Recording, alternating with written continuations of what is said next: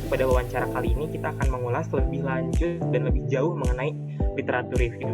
Jadi, literatur review itu tidak hanya bermakna membaca literatur ya, tapi lebih ke arah evaluasi. Perkenalkan saya Najla Aulia Syafanur Fauzi dari Seksi Pendidikan Profesi, menemani dokter dan juga menemani kalian di acara wawancara insersi 2022. Mungkin untuk permulaan gitu Dok, jadi untuk pertanyaan pertama, dimulai dari yang paling dasar dulu Dok. Jadi apa sih Dok yang dimaksud dengan literatur review gitu? Beserta mungkin tujuan pembuatannya dan juga jenis-jenis dari literatur review itu mungkin ada apa saja gitu Dok? Mungkin Literatur review adalah, kata kerennya gitu ya, kalau dalam bahasa Indonesianya adalah tinjauan pustaka gitu, dan ini pastinya sering menjadi bagian kehidupan gitu dari mahasiswa, terutama yang sedang mengerjakan skripsi gitu kalau di kita minor tesis, tesis atau disertasi.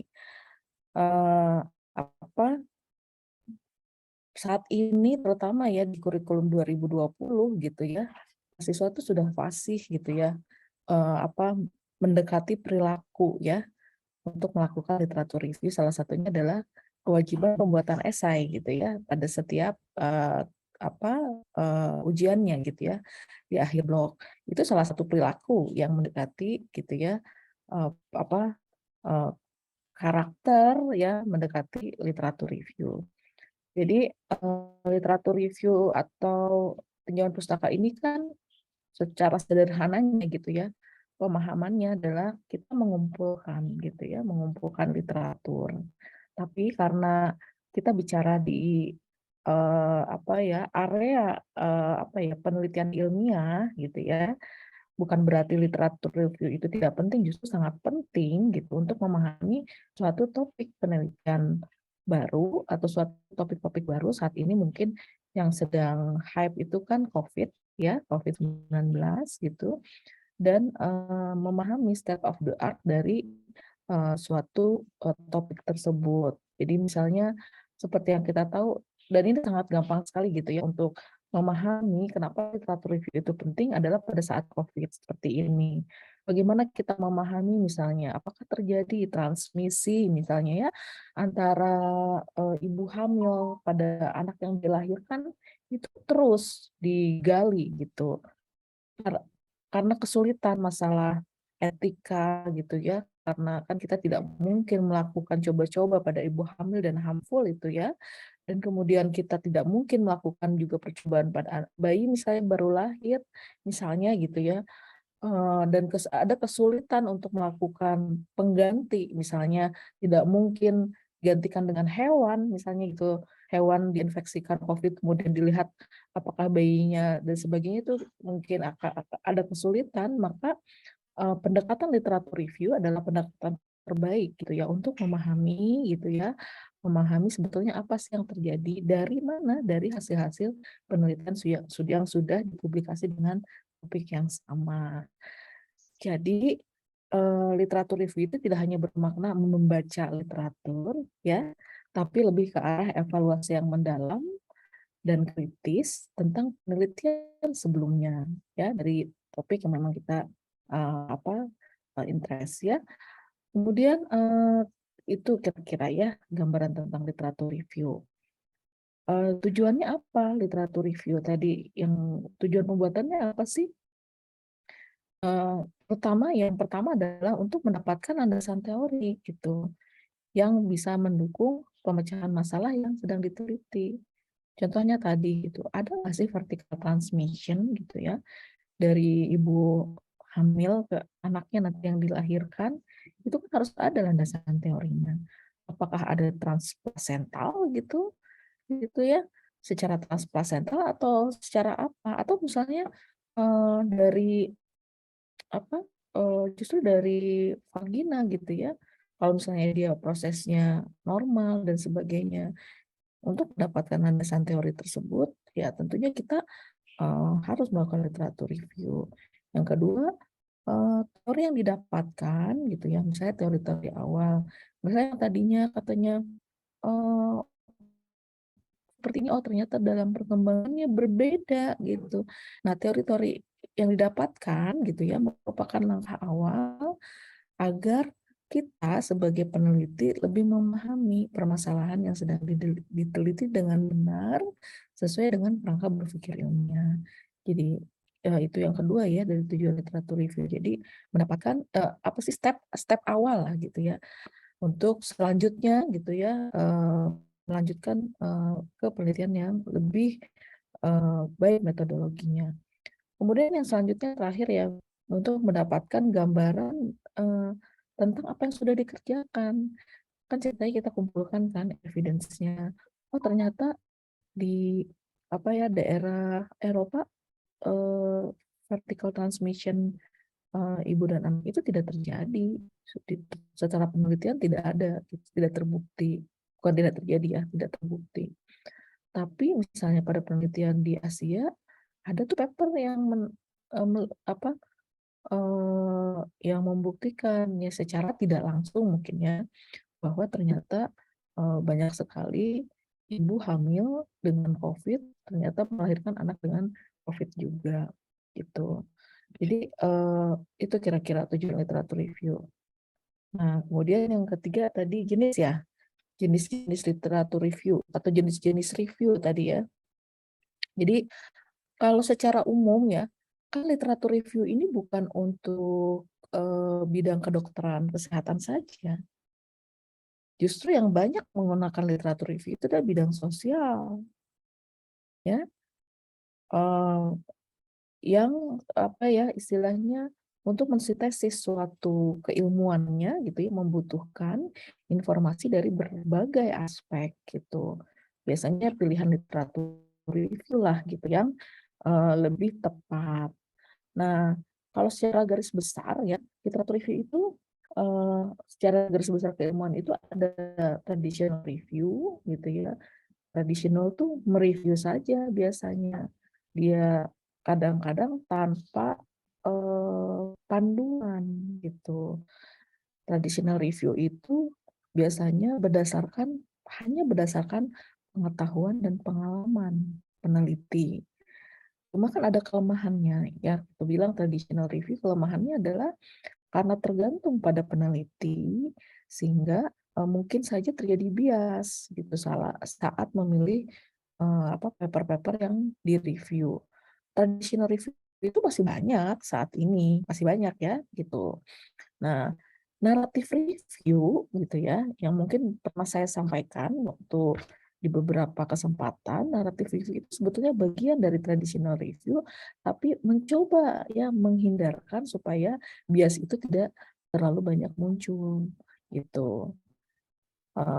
Jadi dengan gitu ya melakukan beberapa pendekatan gitu panduan dalam pencarian dan melakukan telaah terhadap jurnalnya. Kemudian yang kedua adalah systematic mapping study atau scoping study. Biasa misalnya kalian lihat kualitatif gitu ya, kualitatif review. Nah itu kualitatif review itu systematic mapping study. Jadi itu ada mapnya, ada alurnya. Nah, apa bedanya dengan traditional review? Kalau traditional review di awal terbuka saja, tidak ada perencanaan gitu. Di awal itu saya mau nyarinya topik apa aja, sedapatnya aja gitu, berdasarkan pengalaman dan pengetahuan peneliti. Tapi bedanya dengan systematic mapping study atau scoping study ini di awal sudah ditentukan kira-kira yang akan dicari gitu ya. Itu topiknya apa saja gitu, bahkan sudah membuat mapping sendiri gitu. Kalau topiknya tentang ini nanti apa saja yang harus saya kejar atau harus saya cari. Nah, yang ketiga adalah systematic literature review atau systematic review ya. Nah, untuk yang kedua dan tiga ini, jadi yang pertama adalah traditional review, kedua systematic mapping review, yang ketiga adalah systematic literature review atau systematic review. Itu 2 dan 3 ini banyak dilakukan di penelitian-penelitian kedokteran gitu. Jadi kan kita penelitian kedokteran itu selain penelitian tentang mengeksplorasi hal fisiologis dari manusia juga respon gitu ya. Respon eh, kita mengevaluasi atau menganalisis respon manusia terhadap rangsangan dari luar. Jadi tentunya akan bersinggungan juga dengan pendekatan-pendekatan review dari ilmu-ilmu sosial.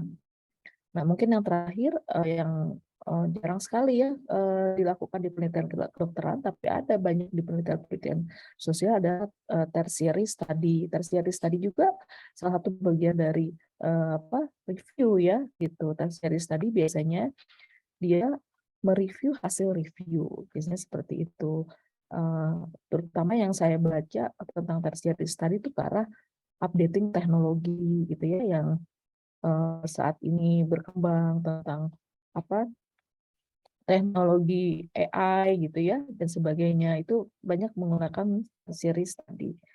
Demikian mungkin Ya, jawabannya. Dok. Jadi tadi untuk kalau literatur review sendiri, bahasa lebih mudahnya atau bahasa gampangnya itu adalah tinjauan pustaka begitu ya, Dok.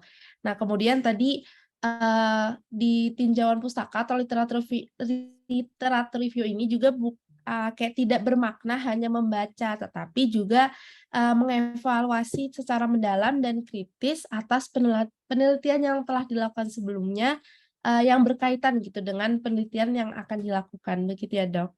Nah, kemudian tujuannya juga tadi ada yang agar bisa mendapatkan landasan teori, kemudian meningkatkan pemahaman dan juga mendapatkan gambaran tentang apa sih yang sedang dilakukan. Dan jenis-jenisnya juga tadi ternyata beragam gitu, Dok.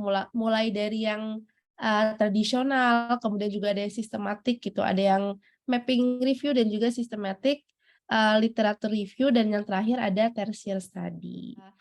Nah, selanjutnya ini, karena tadi kita sudah di awal gitu, Dok, pengertian, tujuan, dan juga jenis-jenis, sekarang kita masuk, Dok, ke bagian strukturnya. Jadi di sini kita penasaran, Dok, bagaimana sih sebenarnya struktur dari tinjauan pustaka atau literatur review. Jadi apakah mungkin ada perbedaan antara strukturnya di literatur review dengan yang ada di essay gitu, Dok?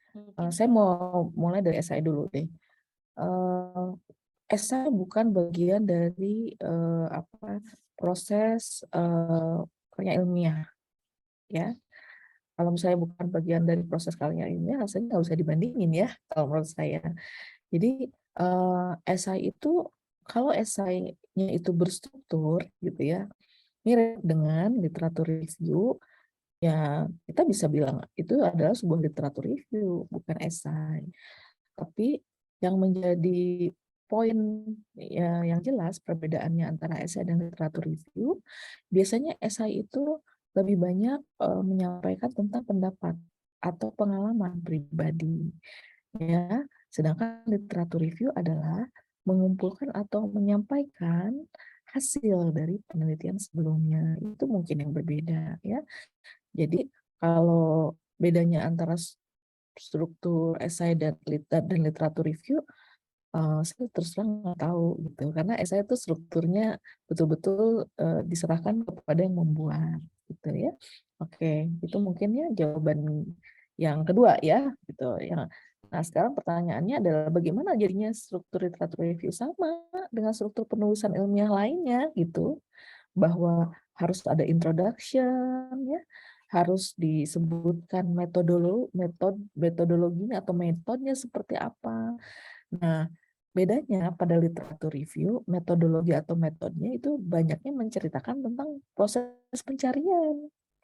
Kan pencarian literatur ya ceritanya. Kita kumpulkan. Nah, prosesnya itu yang harus diceritakan dalam metode gitu. Dan kemudian yang berikutnya adalah hasil dan diskusi. Jadi sama introduksi pembukaan gitu ya, metode, hasil dan diskusi. Nah, untuk hasil dan diskusi ini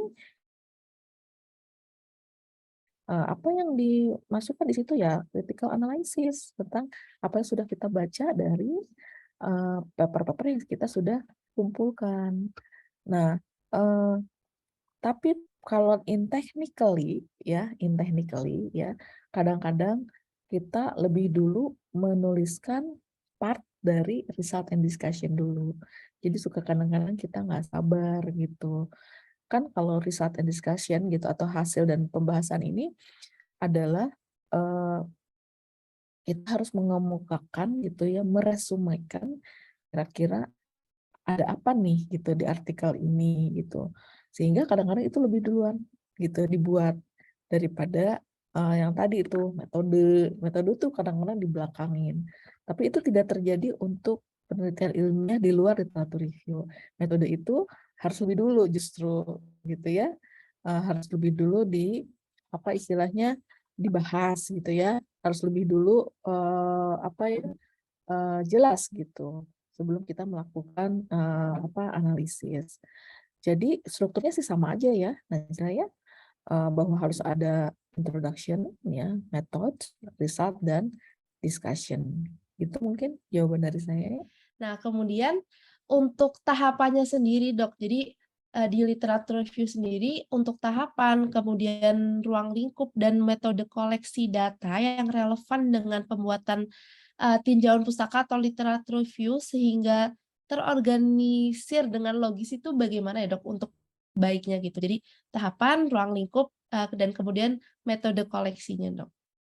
Oke, baik. Untuk menjawab tahapan ya, ruang lingkup, metode koleksi data itu sebetulnya dalam literatur review kita harus memiliki 2 persiapan penting. Cuma 2 persiapan penting.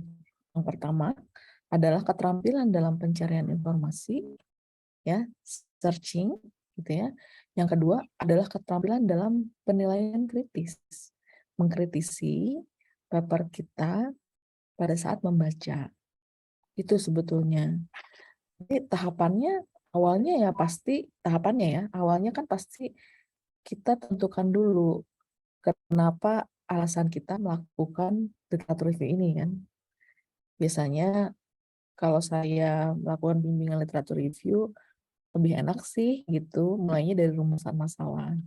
Ada masalah apa sih gitu. Oh ternyata kalau balik lagi ke contoh kasus yang tadi ya, oh ternyata masih banyak perdebatan nih gitu. Adanya vertical transmission antara ibu dan anak pada infeksi COVID-19. Itu misalnya ya rumusan masalahnya. Kemudian setelah rumusan masalah dibentuk, tentunya kan kita menentukan kan metode apa sih yang harus kita lakukan. Metode di sini berhubungan dengan keterampilan kita untuk pencarian informasi gitu. Jadi jelas gitu ya sebelum kita melakukan literatur review kita harus paham dulu kita tuh mau nyari jurnal yang akan menjadi dasar literatur review kita tuh dari mana sih gitu loh. Dari database mana sih gitu. Itu kan yang harus kita tahu gitu. Jangan sampai kita justru terjebak di tsunami literatur. Terus aja saving gitu ya, tanpa membaca dulu gitu ya, seolah-olah pas kita masukin keyword, seolah-olah kita keywordnya sudah benar. Padahal misalnya ternyata keywordnya terlalu loose gitu ya, terlalu longgar, sehingga kita banyak banget dapat referensi gitu. Sehingga kita terjadilah gitu ya tsunami literatur. Nah, saran saya gitu ya, apa yang harus kalian harus dibekali, tolong utamakan jurnal-jurnal ilmiah yang memang ini ya memiliki kompetensi yang baik, misalnya yang terindeks Webs of Science gitu ya, terindeks Scopus. Jurnal-jurnal apa sih yang terindeks Scopus itu bisa dilihat di Skimago. Itu gampang lah, kalian pasti sudah tahu ya. Karena baik Web of Science atau Scopus ini keduanya cukup terpercaya ya sebagai organisasi pengindeks atau ranking jurnal baik jurnal artikel atau reading gitu ya hasil-hasil seminar. Jadi tolong carinya sumbernya dari situ itu ya bekalnya harus tahu itu. Yang bekal yang dua ya pada saat melakukan searching kita harus menentukan seleksi gitu. Itu yang nanti akan dimasukkan ke dalam metodologi. Seleksinya apa? Seleksi misalnya dari topiknya, tentukan keyword yang tepat, variasikan gitu ya supaya tidak kita mendapatkan tsunami literatur, variasikan dengan boolean operator ya. Searching aja banyak kok tentang boolean operator. Kemudian apakah perlu misalnya seleksi authorship gitu? Seleksi saja authorship-nya. Kalau kira-kira kalian sudah mengenal bahwa author ini sangat concern di bidang kalian, ya bisa menjadi salah satu ini ya, seleksi. Atau seleksi waktu, oh saya pengennya 3 tahun terakhir misalnya, atau 5 tahun terakhir. Atau selama pandemi aja gitu. Oh saya pengennya jurnalnya dari 2020 gitu. Kemudian bahasa. Bahasanya itu juga salah satu seleksi. Kemampuan untuk berbahasa asing saya tidak hanya bahasa Inggris. Maka saya akan memilih bahasanya bahasa Inggris. Jangan salah loh, masih banyak paper yang tulisannya dengan tulisan apa ya, tulisan Thailand gitu ya, atau bahasanya bahasa Cina dengan tulisan huruf-hurufnya yang luar biasa. Korea juga masih ada, Jepang juga masih ada. Jepang sudah mulai berkurang, sudah punya banyak artikel yang dalam berbahasa Inggrisnya gitu, tapi seringnya berbayar. Jadi hal-hal itu gitu ya tahapannya. Itu dari mulai searching. Yang kedua, yang berikutnya adalah membaca ya, membaca, mengkritisi gitu. Itu yang harus kalian miliki gitu. Artikelnya kita baca, terus udah kita baca apa dong gitu. Apa yang harus kita lakukan? Kita kritisi. Artikel itu memiliki tujuan yang jelas nggak sih gitu. Hasil yang didapatkan menjawab nggak gitu masalah yang diangkat. Kemudian metodologinya gitu ya, metode pengumpulan datanya ya, itu sesuai tidak gitu. Kemudian bagaimana mereka melakukan apa evaluasi atau apa interpretasi gitu ya dari data yang didapatkan, sesuai atau tidak. Dan biasanya kalau untuk literatur review kita suka highlight tuh, ada kontradiksi nggak gitu, ada hal-hal yang masih diperdebatkan tidak, biasanya seperti itu. Itu ya tahapannya. Jadi ruang lingkupnya kurang lebih ya sama. Tahapan ruang lingkup atau koleksi itu sangat ditentukan dari keterampilan kita untuk mencari informasi dan keterampilan kita melakukan penelaahan kritis. Kemudian berikutnya sampai kapan gitu ya kita searching, itu kan pertanyaannya ya. Sampai kapan kita searching, sampai kapan kita baca. Kita searching sampai jenuh. Kapan kondisi jenuh itu tercapai? Di saat topik atau isu yang kita dapatkan pada saat searching atau pada saat kita membaca terus keluar berulang-ulang. Oh ternyata semuanya nih setelah saya searching lagi, oh ternyata semua bilang bahwa vertical transmission itu tidak terjadi. Itu tidak ada hubungan yang signifikan gitu untuk kondisi seperti itu. Udah stop sampai situ. Sampai jenuh. Sampai jenuh itu sampai kapan, Dok? Memang tidak ada batasannya sampai kapan. Tapi di beberapa banyak buku gitu ya, atau teori-teori yang mengemukakan tentang literatur searching dan literatur review, ya bilangnya sampai poin saturated gitu. Terus cuma situ aja, sampai situ saja keterangannya. Nah, sehingga ya ada isu nih di sini. Bila kita melakukan metode seleksi yang cukup ketat ya, misalnya tahunnya kita pendekin, authorship-nya kita lebih spesifik ya, bahasanya juga lebih spesifik, maka mungkin kita akan mendapatkan paper yang lebih sedikit, namun isu yang lebih fokus gitu. Jadi kembali lagi ya, ada dua hal yang penting, keterampilan untuk searching ya, keterampilan untuk melakukan kritisi. Itu mungkin jawabannya ya. Dari tadi cuma 2 hal yang paling penting gitu ya Dok untuk di tahapan ruang lingkup dan juga koleksi datanya, yaitu keterampilan searching dan juga keterampilan untuk mengkritisi gitu ya Dok. Kemudian untuk metode evaluasinya sendiri Dok, jadi metode evaluasi, kemudian analisis dan juga sintesis literatur dalam pembuatan literatur review itu sendiri bagaimana ya Dok? Oke, berarti kita masuk ke diskusi dan pembahasan ini ya. Partnya diskusi dan pembahasan.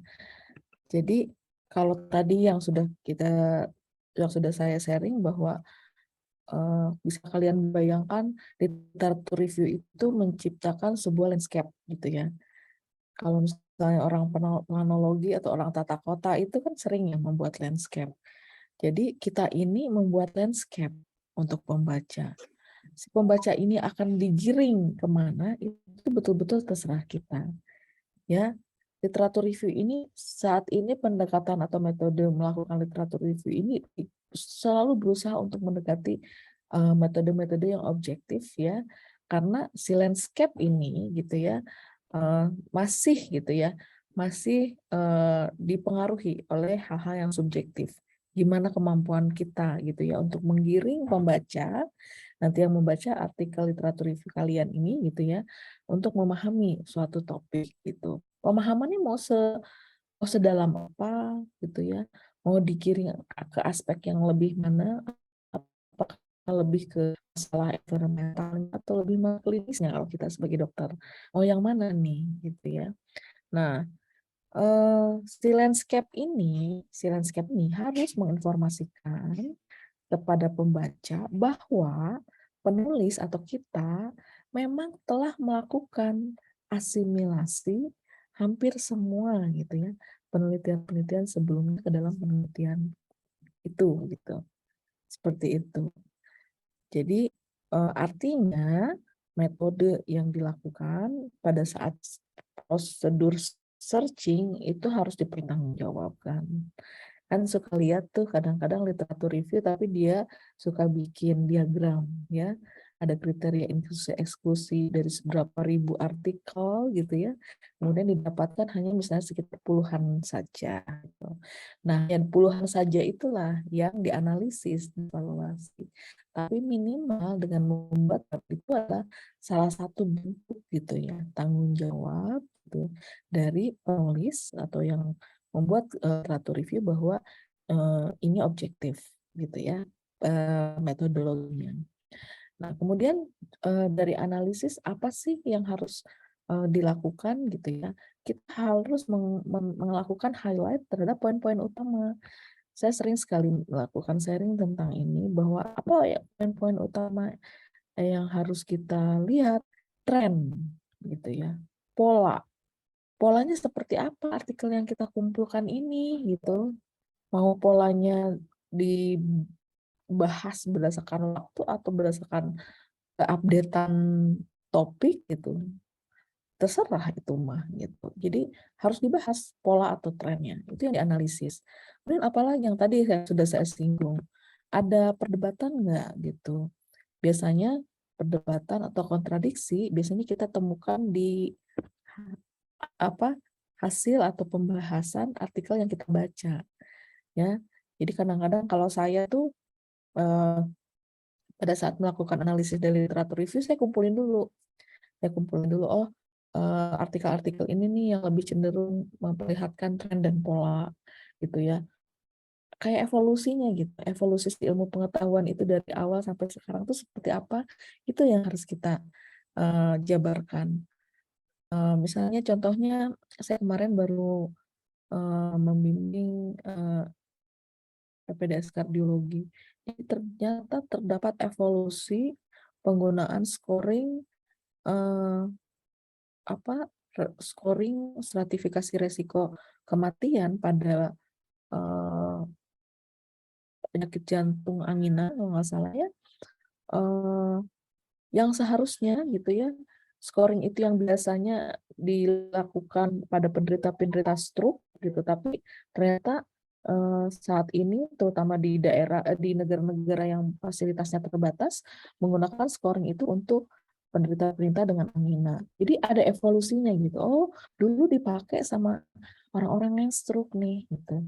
Si scoring ini, tapi sekarang bisa digunakan oleh pasien dengan penyakit jantung.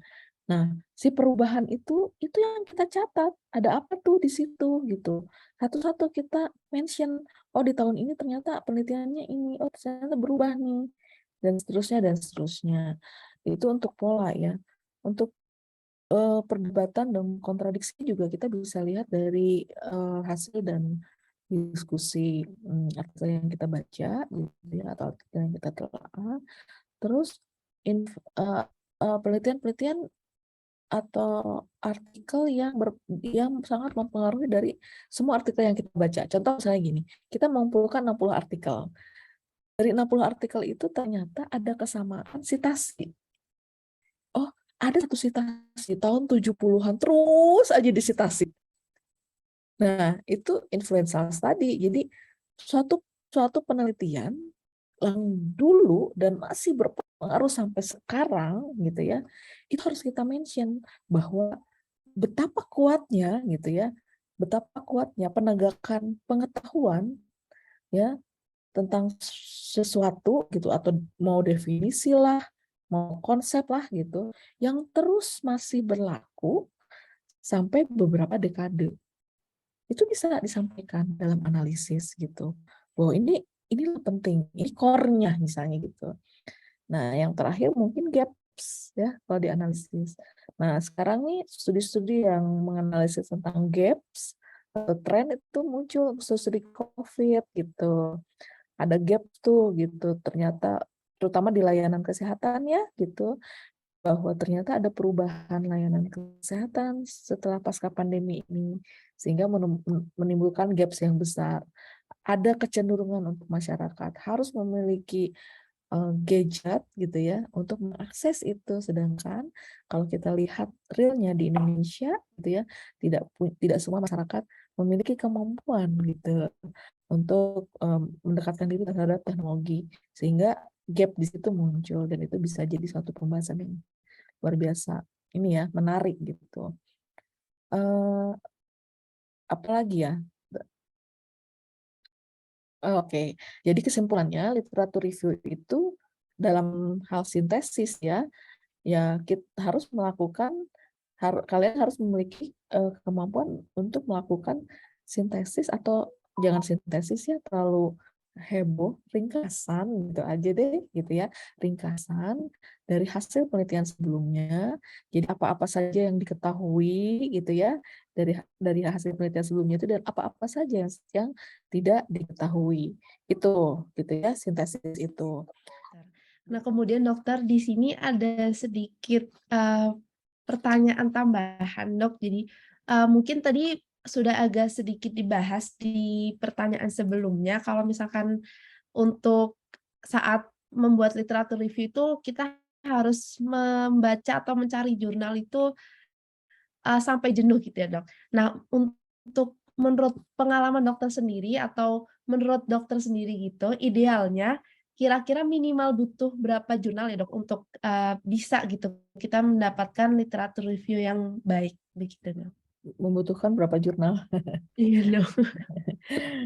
Pengalaman saya paling sedikit tuh 60 lah, paling sedikit. Mmm. Paling banyak saya pernah itu disertasi saya aja literatur reviewnya sekitar 150, 160 lah kurang lebih itu.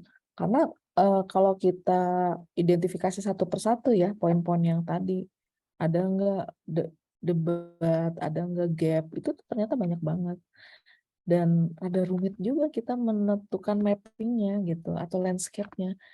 Ini gap ini ininya masuknya ke topik yang mana ya? Itu yang cukup sulit gitu.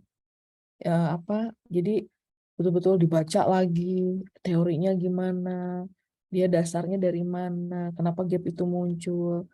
Biasanya kan gini ya, Najla dan yang lain, gap, perdebatan dan sebagainya itu muncul itu karena perbedaan misalnya peraturan, perbedaan protokol, perbedaan culture gitu, biasanya gitu.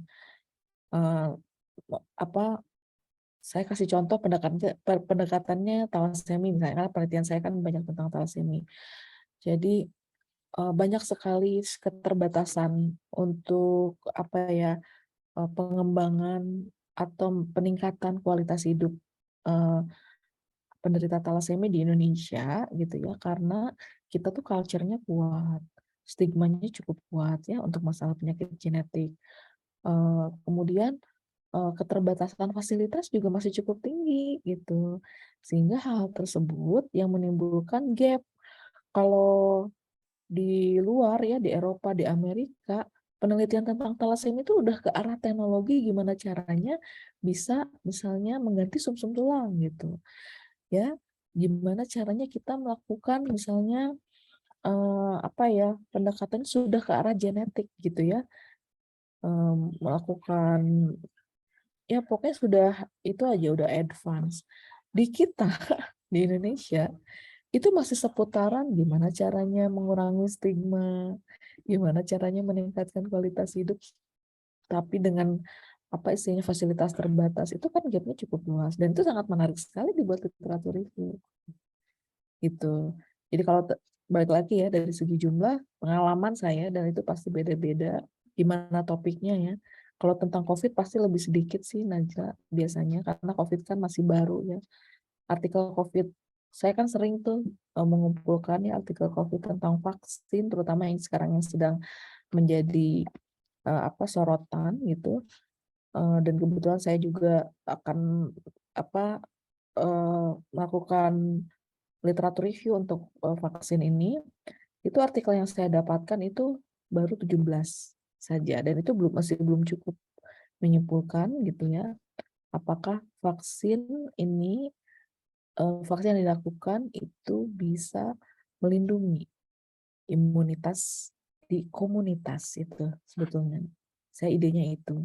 Apakah sudah dapat melindungi gitu inherited immunity? Ya nggak tahu masih belum. Kalau dari artikel yang sudah ini masnya sudah publish gitu mungkin ya Najla ya. Nah, kemudian langsung saja ke pertanyaan selanjutnya nih, Dok. Jadi, mungkin apa saja sih, Dok, dasar etik dalam penelitian literatur review yang perlu kita ketahui? Kemudian serta, biasanya kesalahan etik apa saja yang paling umum terjadi beserta bagaimana cara kita mencegahnya, begitu, Dok? Oke. Jadi ada dua hal ya. Ada etik.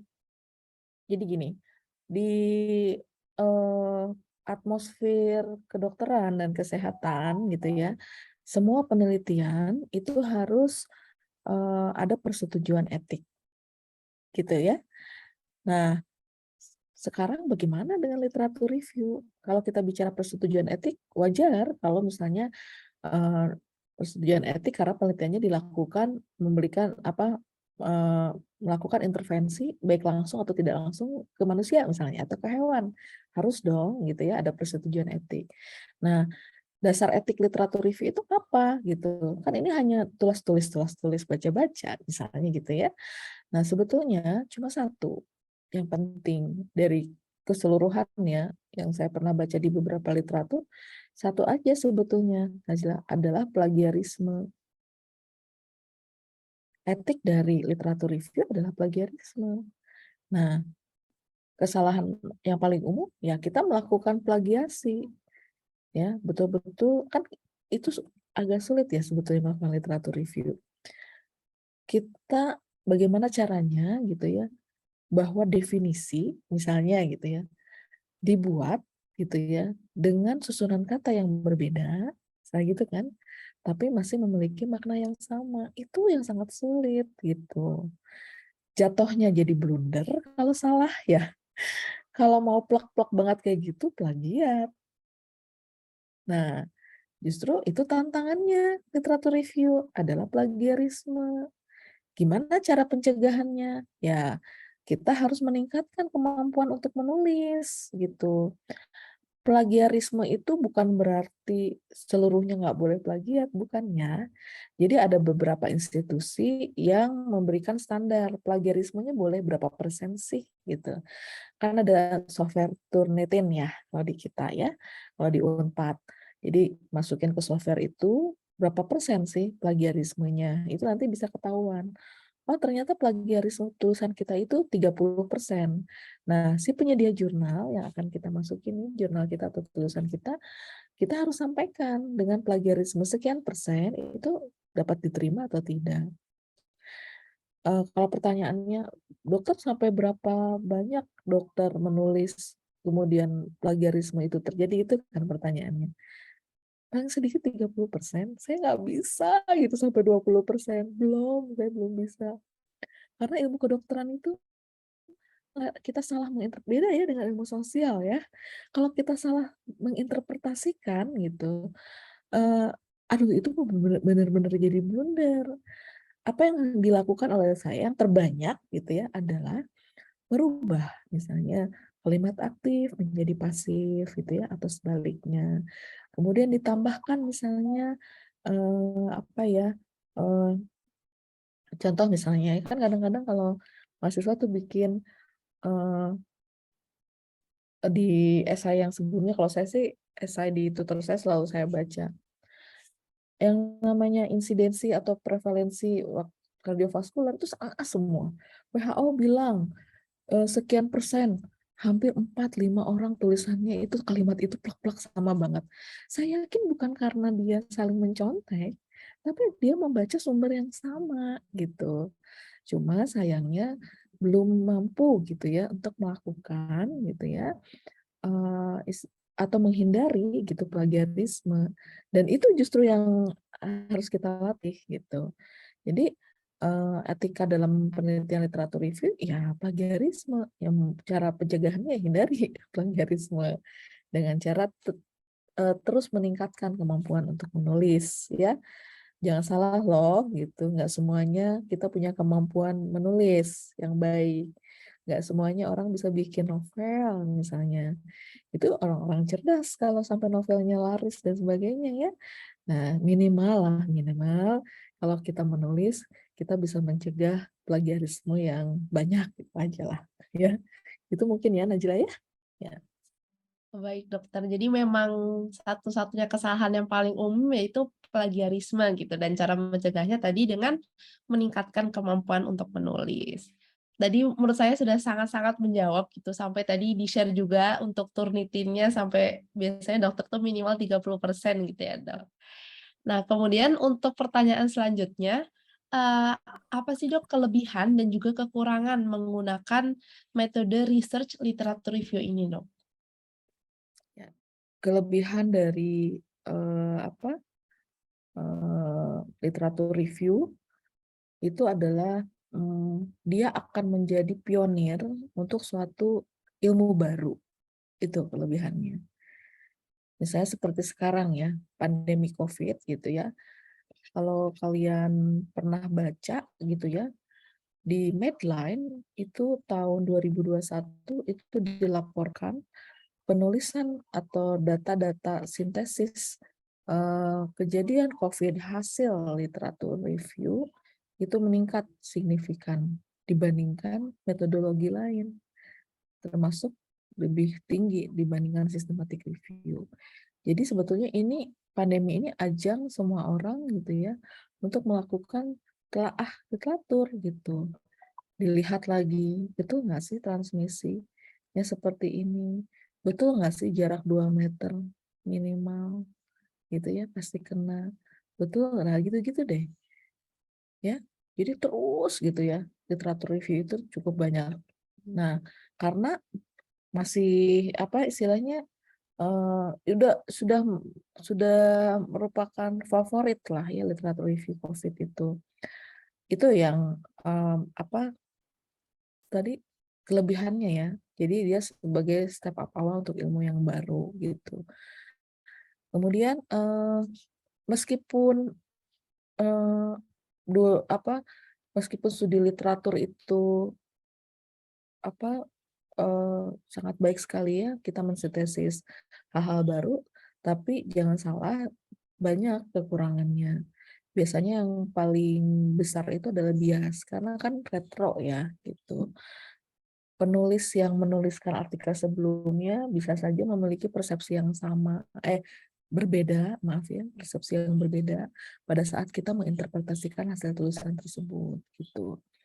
Yang paling sering gitu ya terjadi, ini saya masuk ke kekurangannya dulu ya mungkin ya. Paling sering adalah buru-buru kalau dari segi teknikal. Pada saat melakukan literatur review itu kita tidak baik sekali kalau kita memburu-buru. Kita lihatnya deadline gitu. Wah, deadline-nya ternyata cuma 3 bulan. Wah, itu sangat sulit sekali karena itu bisa jadi stressful banget gitu. Jadi memburu-buru kita melakukan tinjauan literatur gitu ya sehingga akhirnya kualitas apa penelitian kita atau literatur kita, pencarian literatur dan interpretasinya jadi kurang baik. Kemudian mengandalkan data dengan sumber-sumber yang sekunder. Contoh misalnya gini, kan data COVID itu jarang ya gitu Indonesia aja, kalian kalau misalnya data pasien Indonesia di dunia, tahu nggak carinya di mana? Kalau WHO report tuh kasus di Indonesia sekian itu tak carinya tahu nggak di mana? Kalau saya sendiri belum tahu dong.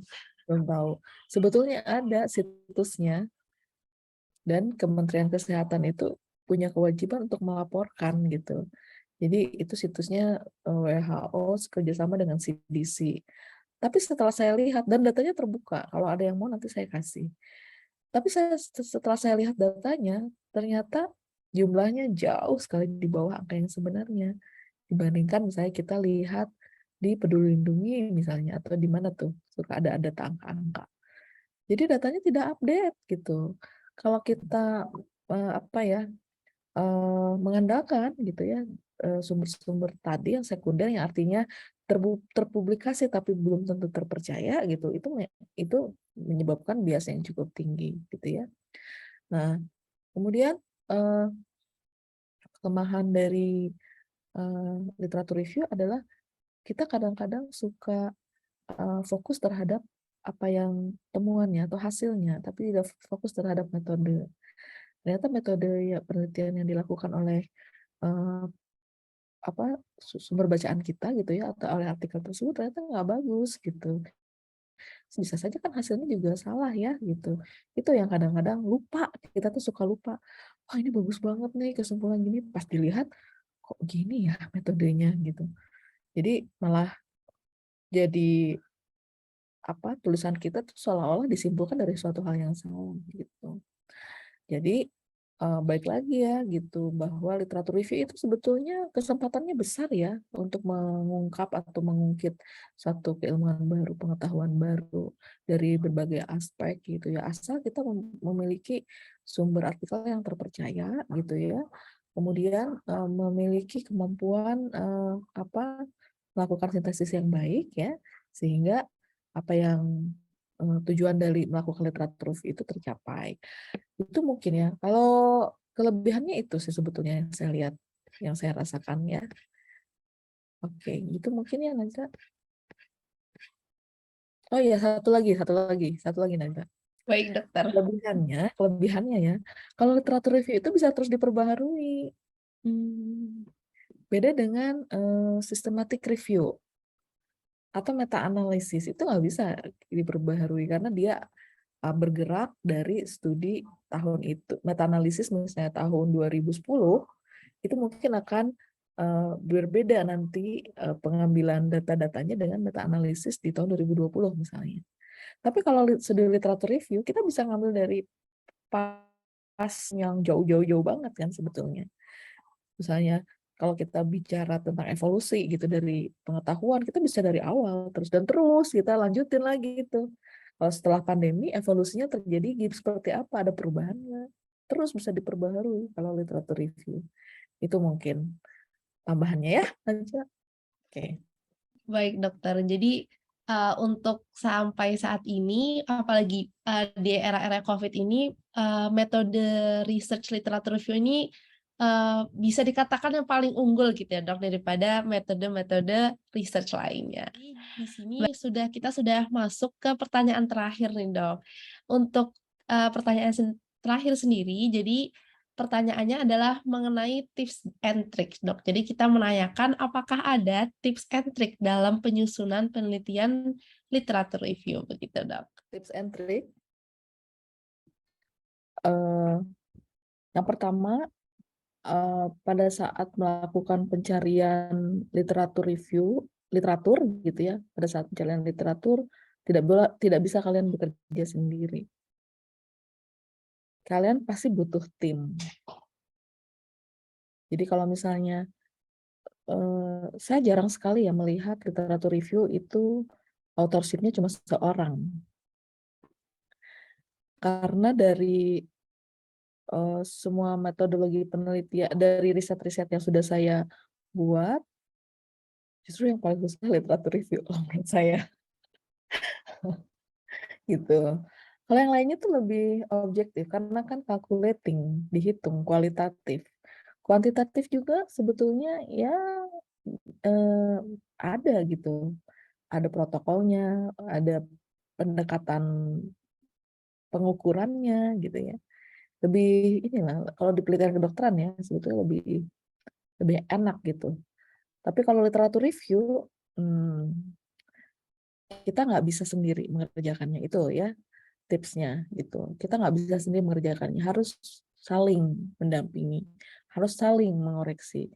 Karena keputusan untuk memilih ini jurnal akan kita baca, akan kita jadikan sumber, itu kadang-kadang subjektif.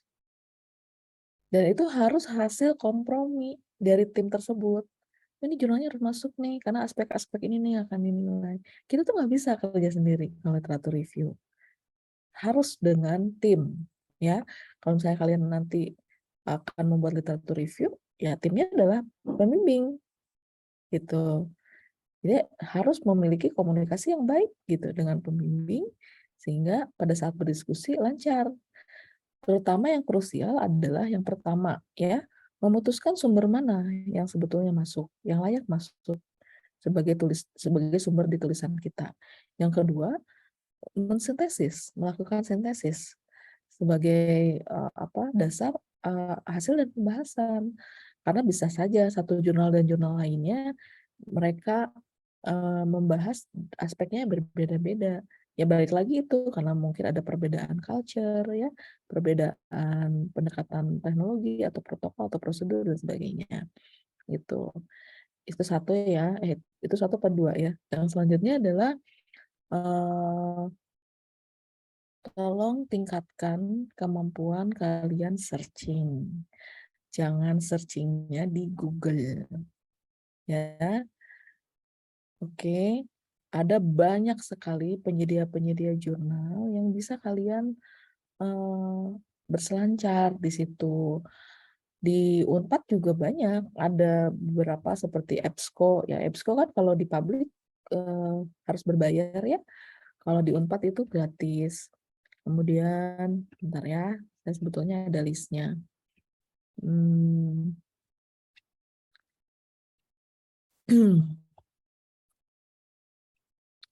Kemudian PubMed kan pasti udah kenal ya. PubMed, Clinical Key itu ada di Unpad kalau nggak salah.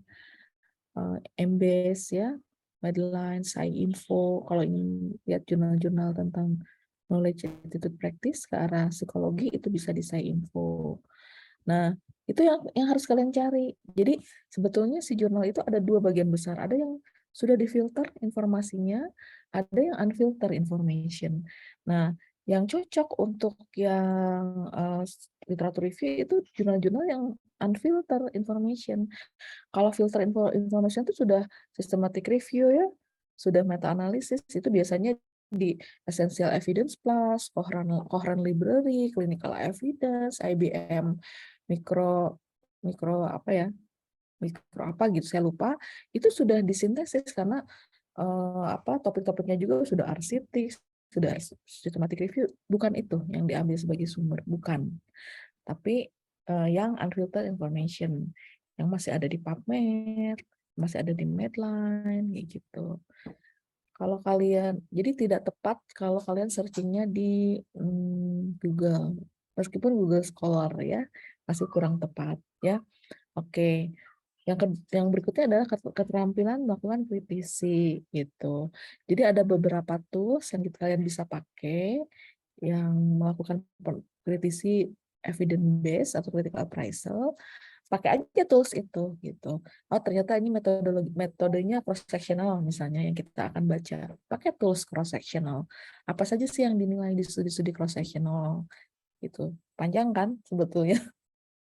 Jadi makanya saya bilang paling susah sebetulnya bikin literatur review itu gitu. Yang baik ya gitu. Tapi nggak apa-apa. Kalau kalian bisa melakukannya dan malah lebih bagus dari yang sudah dilakukan oleh kami gitu ya, itu kan saya juga senang ya sebagai dosennya. Itu mungkin ya Najla dari saya. Baik dok, jadi mungkin itu tadi sebagai pertanyaan terakhir atau pertanyaan penutup. Nah, karena waktu kita juga terbatas, mohon maaf sekali jika sesi wawancara kita kali ini harus dicukupkan Dok di sini. Dan untuk penutup pada sesi ini kami persilahkan kepada Dokter Lulu untuk memberikan closing statement pada, wawancara kali ini, begitu Dok. Closing statement-nya dari saya bahwa literatur review itu kan proses atau cara membaca literatur ya, itu yang harus digarisbawahi. Tapi kita harus mampu gitu ya, memahami ya, mengkritisi dan mereview literatur dari berbagai sumber gitu. Literatur review atau tinjauan pustaka itu penting sekali perannya sebagai dasar kita untuk melakukan penelitian gitu. Kalau misalnya kalian nanti terpapar membuat rancangan penelitian, literatur review itu atau tinjauan pustaka itu adalah hal yang wajib dan ditempatkan di bab 2 gitu. Sehingga bab 2 kalian itu nanti kalau misalnya kalian sudah pandai gitu melakukan literatur review, bab 2 kalian itu bukan seperti textbook isinya ya, definisi, epidemiologi, manifestasi klinis, diagnosis, treatment gitu ya biasanya. Coba lihat deh bab 2-nya senior kalian, bukan seperti itu. Jadi karena itu adalah hasil penelaahan gitu ya, literatur, maka bab 2-nya adalah sesuai gitu. Nggak perlu, nggak ada sih patokan harus definisi dulu, tidak ada. Sesuaikan saja. Kalau misalnya memang ternyata treatment itu lebih dulu dan lebih penting gitu ya untuk disampaikan, karena di treatment itu isunya cukup besar ya, yang menjadi penentu tulisan kalian, ya kenapa enggak gitu. Sehingga jangan sampai lupa gitu bahwa kita nih sebagai mahasiswa, kalian nih sebagai mahasiswa yang ada di lingkungan pendidikan harus membuat satu tulisan ilmiah yang baik gitu ya. Meskipun ini hanya literatur review, tapi literatur review ini karena adalah dasar gitu ya, dasar dari suatu pengembangan pengetahuan, dasar dari tindakan kita selanjutnya, dasar redaksi dan sebagainya, maka kalian harus menjalankannya dengan prosedur yang baik. Itu mungkin ya dari saya. Terima kasih ya semua. Terima kasih Najla.